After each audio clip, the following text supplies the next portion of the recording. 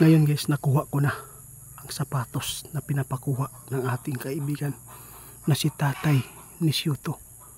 Ngayon, aalis na po sila dito guys. Wala nang titira pa dito. At gigibain na po itong bahay nila.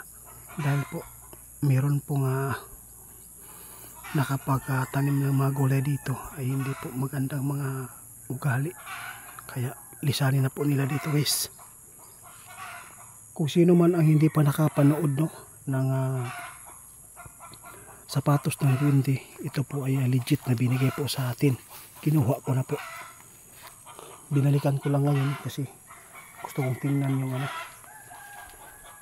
nagugulayan po dito para makausap natin.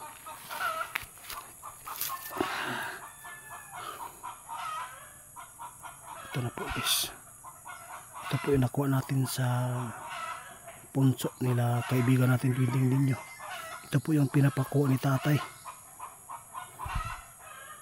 Yung isa na binigay po ni kaibigan natin Duwending Ninyo, matagal na po yun sa akin. At binigay ko na yan sa iba. Ito po yung sapatos ng duwende guys. Makikita man kayo sa iba na mga sapatos, hindi po ganito. Kakaiba po. Pag legit, ito po ang legit guys. Kung makikita kayo ng mga sapatos ay baka po ay ginawa lang ng mga tao, nilagyan po ng grinder para maging maganda. Pero ito legit na legit guys. Binigay po sa atin. Sobrang ganda. Sino pa ang hindi nakakita ng sapatos ng duwende, manood lang po kayo dito sa video natin para ito po yung makumpara po nyo ba, makumpare nyo sa iba kung ganito ba ang kanilang sapatos din. Meron akong sapatos na isa kulay puti, maganda din po, maliit lang yun kaysa ito medyo malaki-laki. Ito po yung binigay ng ating kaibigan na si tatay. Sobrang ganda guys, pampaswerte ito. Ito yung mga sapatos ng mga duwendes. Kakaiba no?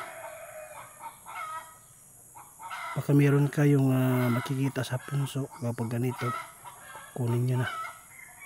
Huwag na lang kayong magtagal kasi sayang po yan. Pagkakataon na po yan sa inyo. Sobrang ganda guys. Ayun, ako nakakita na ganito po din ang hugis niya. Kahapon ko pa ito nakuha guys dito. Hinukay ko ng alas 12 ng gabi. Binalikan ko ngayon. Baka po yung mga tao dito para mapakiusapan natin na hindi na lang po guluhin. Salamat po sa inyo guys. At least nakikita na kayo ng sapatos ng duwende.